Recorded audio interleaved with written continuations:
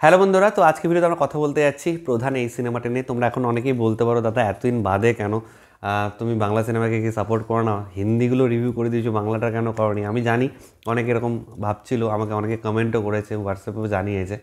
তো ঠিক আছে, প্রধান নিয়ে বক্তব্য পেশ করার আগে তোমাদের সকলকে জানাই হ্যাপি নিউ ইয়ার। নতুন বছর সকলের খুব খুব খুব ভালো কাটুক, তোমরা সকলে খুব সুস্থ থাকো এবং 2023-এ তোমাদের যে স্বপ্নগুলো ফুলফিল তোমরা করতে পারোনি, মানে হাফ ফিল হয়ে রয়েছে, সেগুলোকে তোমরা এবার 2024-এ কিন্তু কমপ্লিট করবে অবশ্যই।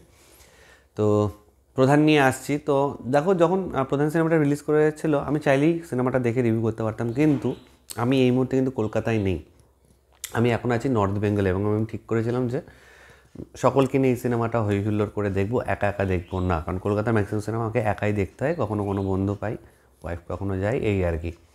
তো এবার ভাবলাম যে প্রধান এই সিনেমাটা সকলকে মিলেমিশে দেখবো, ফ্যামিলি ফ্রেন্ডস যারা যারা আছে তারা টিম বানিয়ে আমরা দেখতে যাব। তো নর্থ বেঙ্গলে এলাম, তারপরে সময় সুযোগ করে প্রধান সিনেমা দেখে আজকে ফাইনালি তোমাদের সামনে এই রিভিউটা আনছি। একদম অনেস্টলি বলবো, ভালো খারাপ যেটা মনে হয়েছে সেটাই বলবো। তো প্রধান সিনেমার যে মূল বক্তব্য, সে বক্তব্যটা আমরা বাংলা সিনেমাতে সচরাচর কিন্তু দেখতে পাই না, এটা আমি সবার আগে বলবো। কিন্তু তার মানে যে প্রধান অন্যান্য সিনেমার থেকে পুরোপুরি আলাদা এই টাইপের সিনেমা এর আগে হয়নি, সেটা আমি বলতে পারবো না।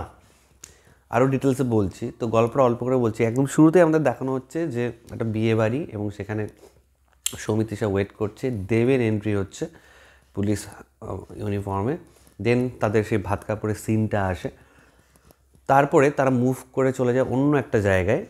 সেখানে যাওয়ার পর, মানে দেবের সেখানে পোস্টিং, সেখানে যাওয়ার পর সোহমের সাথে তার দেখা হয়। সোহম সেখানে জুনিয়র একজন পুলিশ অফিসার, তার সিনিয়র হয়ে দেব আসে, এবং সেখানে গিয়ে তার ওখানকার কিছু ক্যারেক্টারদের সাথে পরিচিতি হয়। সেখানে পরাণ বন্দ্যোপাধ্যায়, তার স্ত্রী, তাদের ছেলের সাথে তাদের যে ডাইনামিক্সটা সেটা আমাদেরকে দেখানো হয়। অন্যদিকে সেই গ্রামেরই প্রধান অনির্বাণ চক্রবর্তী যে রোলটা প্লে করেছে আর কি, তাকে দেখানো হচ্ছে, তার কতটা দাপট আছে সেই এরিয়াতে সেটা দেখানো হচ্ছে। দেব সোহমের একটা বন্ডিং ধীরে ধীরে ক্রিয়েট হলো। এরকম করতে করতে মানে অসত্যের বিরুদ্ধে সত্যের লড়াই, বা গুড ভার্সেস এভিল আমরা যেটা বলি, যে খারাপ মানুষের বিরুদ্ধে কিছু ভালো মানুষ লড়ছে, এটাই হচ্ছে প্রধান সিনেমার মেন বক্তব্য। এবার এক এক করে আসছি, ভালো দিক কী লেগেছে এই সিনেমাটার। সবার ফার্স্টে আমি যেটা বললাম যে এই সিনেমাটার বক্তব্যটা কিন্তু মানে স্ট্রেইট ফরওয়ার্ড খুব, এবং দেব যে সিনেমাতে আছে সেই সিনেমাতে যে এই ধরনের বক্তব্য থাকতে পারে আমি দেখে জাস্ট ছিটকে গেছি।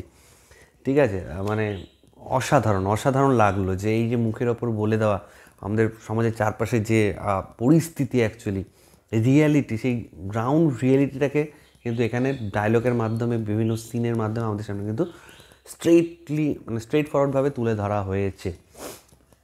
সেকেন্ড ভালো দিকে আমি বলবো যে এই সিনেমার যে সিনেমাটোগ্রাফি, নর্থ বেঙ্গলের শ্যুট, এবং নর্থ বেঙ্গলের শ্যুট হওয়ার জন্য এই সিনেমাটার গল্পটা না মানে অনেক বেশি রুটেড মনে হচ্ছিল।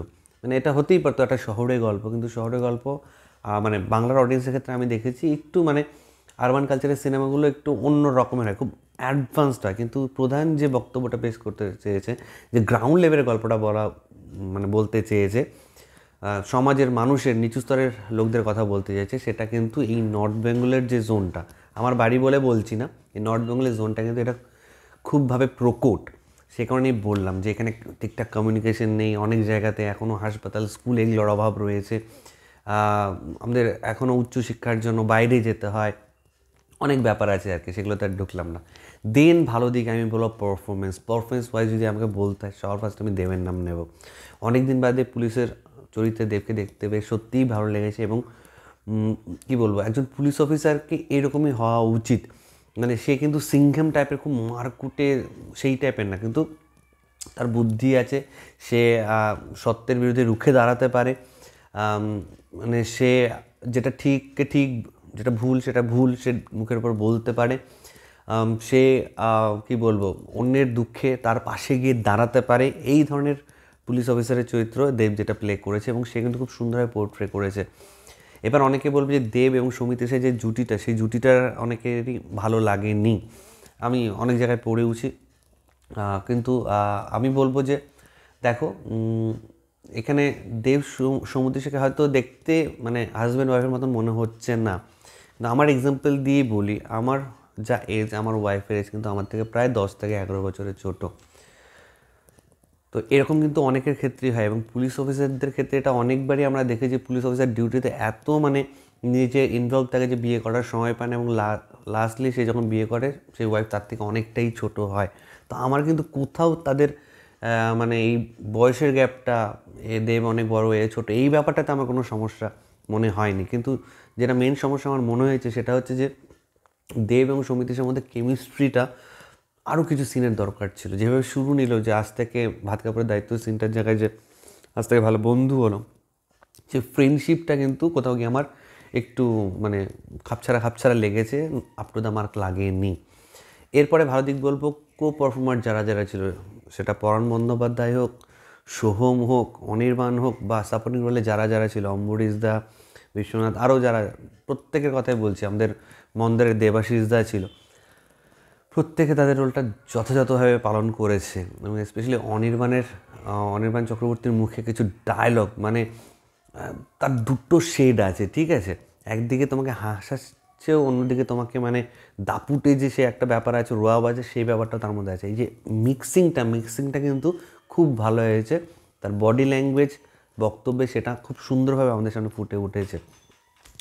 সিন ব্যানার্জি, আরও যারা যারা ছিলেন সাপোর্টিং রোলে, তাদের তেমন কিছু করার ছিল না, কিন্তু মানে ঠিক আছে, মানে একটা সিনেমা তো খালি 4-5 জন নিয়ে হয় না, তোমাকে ফুলফিল করতে হবে, একটা আর্টিফিশিয়াল ওয়ার্ল্ড ক্রিয়েট করতে হবে, সেই ওয়ার্ল্ডে প্রচুর ধরনের ক্যারেক্টার থেকে প্রচুর লোকের দরকার হয়। তো এই ছোটো ছোটো ক্যারেক্টার যারা যারাই ছিল প্রত্যেকে ঠিকঠাক মানানসই লেগেছে। কাউকে যে খুব অড লেগেছে যে এখানে কী করছে, এর তো একদম মানাচ্ছে না, এই ব্যাপারটা কিন্তু আমার ফিল হয়নি। তো মানে সাপোর্টিং রোলে যারা যারা ছিল প্রত্যেকে কিন্তু বেশ ভালো করেছে। এরপর আমি চলে আসবো এই সিনেমার গান। এই সিনেমার গানগুলো কিন্তু বেশ ভালো এবং ঠিক সিচুয়েশন ওয়াইজই গানগুলোকে প্লেস করা হয়েছে। শুনতে দেখতে বেশ ভালো লাগছিল। গান নিয়ে আমার সেরকম কিছু আর মানে বক্তব্য নেই। গানগুলো সত্যি শ্রুতিমধুর গান আছে কিছু, প্রধানের যে টাইটেল ট্র্যাকটা সেটা প্রচণ্ড পাওয়ারফুল লাগে। এবং আরেকটা ভালো দিক আমি বলবো যে এই যে ট্রায়োটা, মানে অতনুদা, অভিজিৎদা, দেব, এরা মিলে যে প্রত্যেক ডিসেম্বরে যে একটা করে সিনেমা আসছে, সেটা টনিক হোক আর প্রজাপতি হোক, বা এখন প্রধান পরবর্তী ডিসেম্বরে আবার আসবে, এই যে ট্রেনটা তারা ফলো করে আসছে, এই ট্রেনটা কিন্তু প্রধানের মাধ্যমে টিকে রয়েছে। এমন না যে এটা কেন, এটা জোর জবরদস্তি করা, এটা না করলে হতো, এরকম না। কিন্তু টনিক, প্রজাপতি, তার পরে কিন্তু প্রধানকে বেশ ভালো যাচ্ছে। আই থিঙ্ক আমি তোমাদেরকে বোঝাতে পারলাম। এবার যদি নেগেটিভ দিকে আমাকে বলতে হয়, মানে আতশ কাজ নিয়ে খুঁজে বের করার মতন না, যেটা অলরেডি আমি বলে ফেলেছি যে দেব সৌমিত্রিষার মধ্যে বয়সের ফারাকটা আমার অত বেশি প্রবলেমেটিক না হলো, তাদের মধ্যে আরও বেশি সিন ডিমান্ড করছিল, তাদের মধ্যে আর একটু কেমিস্ট্রি ডিমান্ড করছিল বলে আমার মনে হয়েছে। সৌমিত্রিষাকে আমি এখানে পজিটিভ নেগেটিভ কোনো দিকে রাখলাম না, সে সবেমাত্র বড় পর্দায় কাজ শুরু করেছে, তার এখন অনেক এক্সপিরিয়েন্স করা বাকি আছে, স্টিল সাবলীল লেগেছে, কুড হ্যাভ বিন বেটার, কিছু কিছু জায়গায় আমার এক্সপ্রেশনে মনে হয়েছে। দেন আমি বলবো কিছু কিছু জিনিস আছে যেরকম মানে প্রেডিক্টেবল হয়ে যাচ্ছিলো, স্পেশালি যখন ক্লাইম্যাক্স পোর্শনটা আসছে, আমরা জানি যে কী হতে চলেছে, তো সেখানে একটা সাসপেন্স বা একটা টুইস্টের আকারে সেটাকে দেখানো হয়েছে, কিন্তু আমার কোথাও গিয়ে মনে হয়েছে এই ব্যাপারটা মানে মানে বাকি গল্পটা এত রিয়েলিস্টিক লাগছিলো, সেই জায়গাটা এসে একটু আনরিয়েলিস্টিক মনে হলো। সেটাকে আমি বলছি না যে সেটা দেখে এসে খারাপ করেছে, এরকম হতেও পারে, কিন্তু ওটাকে আরও একটু অন্যরকমভাবে, আমি এখানে ক্লাইম্যাক্সটা রিভিল করতে যাচ্ছি না, যদিও অনেক দিন হয়ে গেছে, আমি চাইলেই রিভিল করতে পারি, মানে কিছু খাম দেব নিচে পড়া দেখতে পাই, আমার সেই ব্যাপারটা একটু আনরিয়েলিস্টিক লেগেছে, মানে যে হ্যাঁ এটা করতে গেলে তো এইভাবেই করতে হবে, তার থেকে র্যাদার মনে হয় একটা বক্স আউট হয়ে গেছে বা এই আউট হয়ে গেছে ওইভাবে দেখাতে পারলে মনে হয় আমার খুব ভালো, আমার একটু বেটার লাগতো আর কি।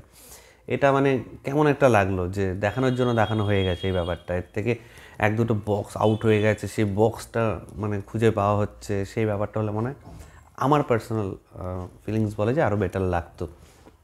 এবং কিছু কিছু ডায়লগ আছে যেগুলো কি বলবো, আমাদেরকে মুখের ওপর বলা হচ্ছে, তো সেই ডায়লগগুলো যখন বলা হচ্ছে সেটা সাধারণ মানুষ যেভাবে আমরা কথা বলি সেভাবে বললে মনে হয়, মানে এখন সিনেম্যাটিক ওয়েতে তো তারা বলার চেষ্টা করবে, কিছু ডায়লগ সেরকম রাখা হয় যে মারবো এখানে লাস্ট পড়বে শ্মশানে, কিন্তু সিনেমাটা খুব রিয়েলিস্টিক সিনেমা, তো সেই জায়গায় কিছু জায়গায় আমার মনে হচ্ছিলো যে আমরা নর্মাল লাইফে যেরকমভাবে ডায়লগ দিয়ে দিয়ে কথা বলি সেরকম যদি ডায়লগ রাখা হতো তাহলে মনে হয় বেটার হতো। আমি তাই বলে অনির্বাণ যে পোর্শনটা প্লে করেছে কমেডির মতন করে মিলিয়ে মিলিয়ে ছন্দ করে করে, সেটা আমি বলছি না, সেটা সিনেমার জন্য খাতিরে করাই হয়, কিন্তু তা বাদেও কিছু জায়গা আছে যেখানে কিন্তু বোঝাই যাচ্ছে যে এটা সিনেমার আকারে মানে ডায়লগগুলো লেখা হয়েছে, কিন্তু আমার মনে হয়েছে সেগুলো রিয়েলিস্টিক ডায়লগ হলে আমরা নর্মাল ডেইলি লাইফে যেভাবে কথা বলি সেভাবে বললে মনে হয় আরও ভালো হতো।